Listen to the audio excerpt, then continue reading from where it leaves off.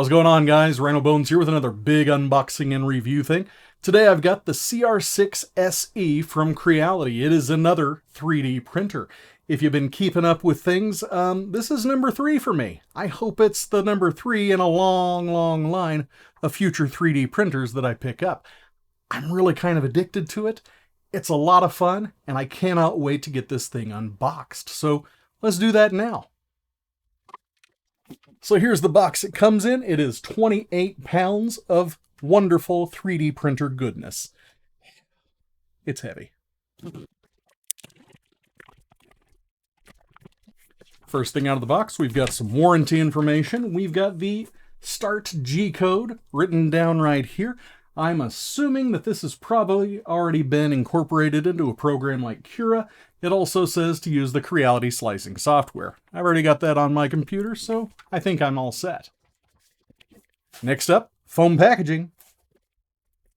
We've got a user manual. We got a little arm to hold the filament spool. It's a power cable.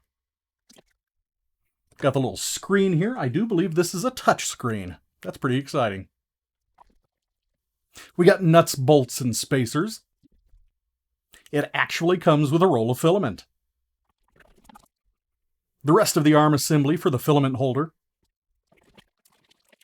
We got a handle. Wah, wah. Ooh, this is nice. Look. Well, you can't look at it because it's in a big box, but wow. Got a glass bed here. It's so pretty. That's a big upgrade. The top part of the printer was pre-assembled. That makes me one happy boy. And for real, the last piece out of the box here is the base, and it's already assembled as well. I just got to add the top part. Man, I wish I had opened this one first. I checked the rest of the box. That was the last thing in there. I gotta admit, my heart's thumping pretty hard right now. All I have to do is assemble the upper part, and this thing's gonna be ready to go. I've got the Cura software already. I've got the Creality slicer software already, and I've got some stuff that I really can't wait to print on this much larger bed. So yeah, I'm gonna get this thing set up there over my workbench. I'm gonna do some quick videos of some of the prints, and I will come back to you in, I don't know, 4 days. See you then.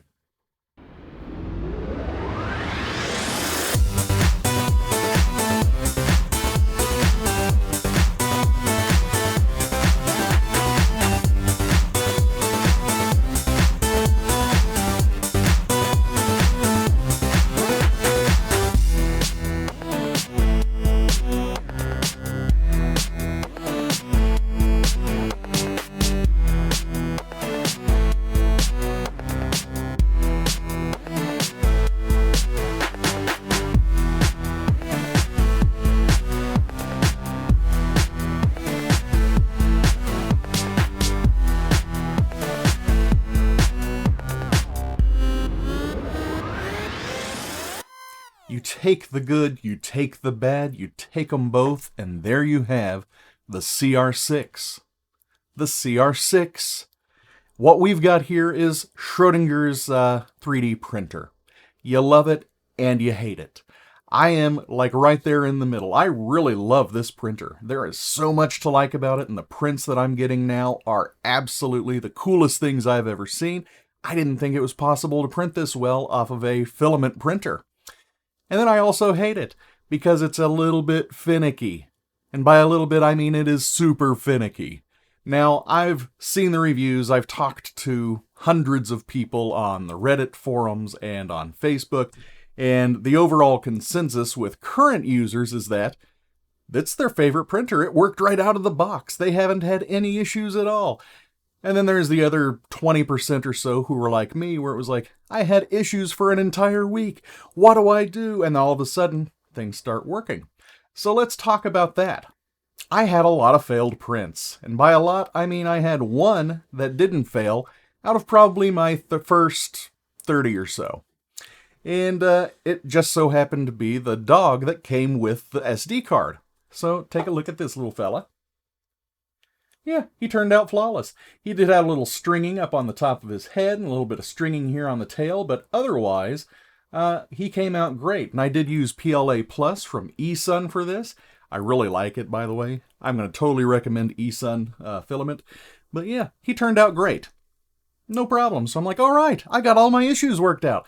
So I started printing again, and everything failed. I couldn't figure it out.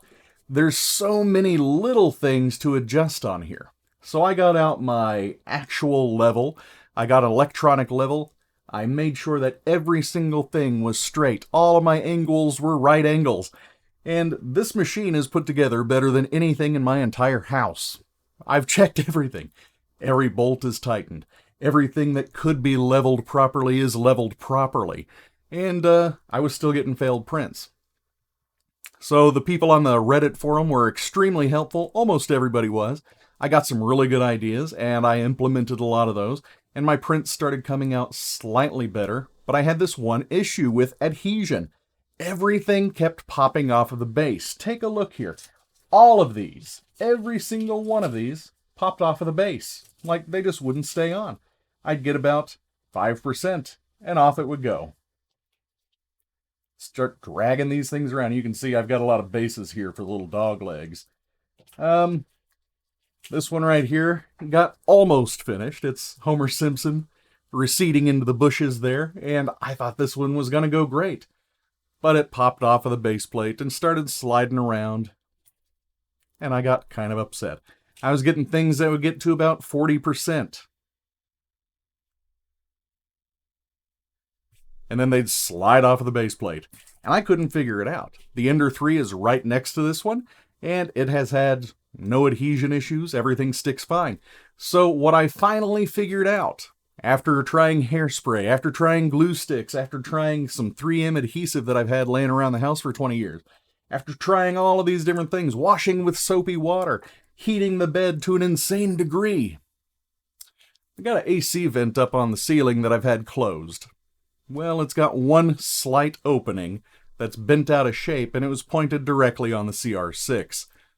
I put some duct tape on it and everything's fine. All of a sudden, every single print I do is looking fantastic. So there's where the love comes into play here. I am absolutely loving the quality of the prints I'm getting off of this thing now.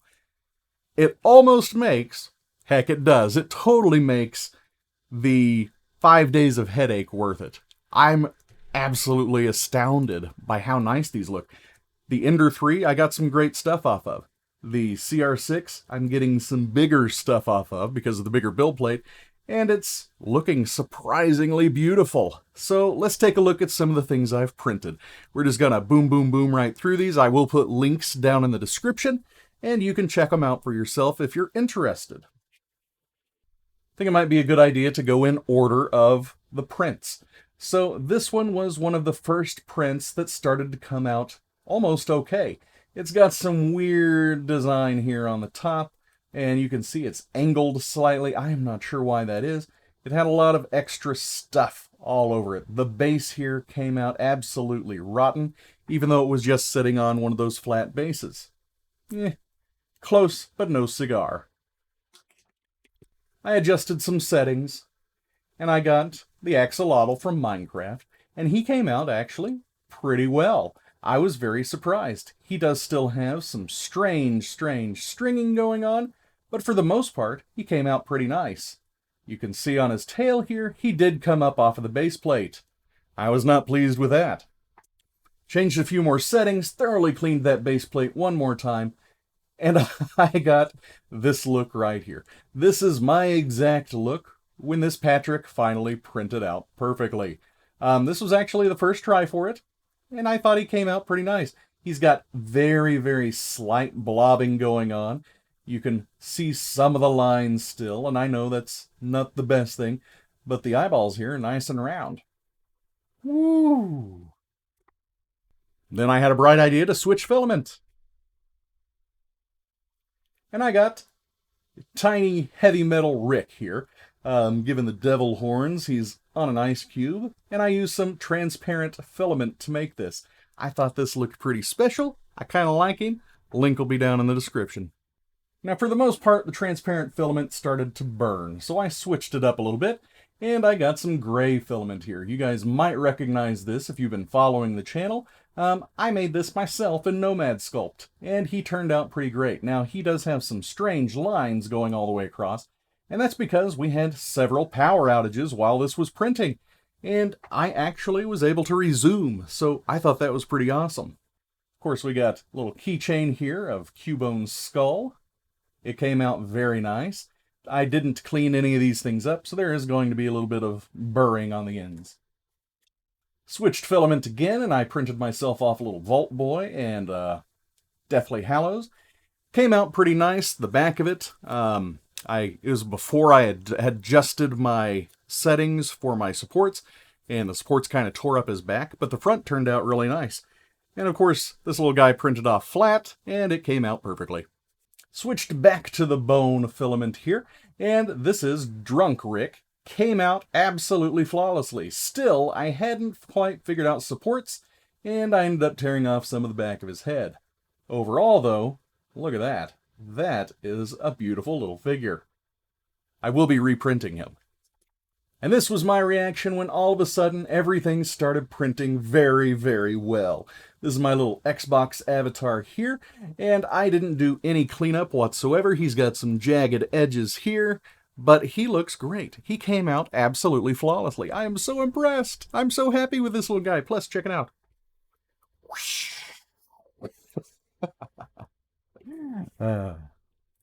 After finally starting to see some successes with some standard type figures, I decided it was time to make something a little bit more detailed and intricate. So my first one here with his red filament is a little whistle, and it actually works.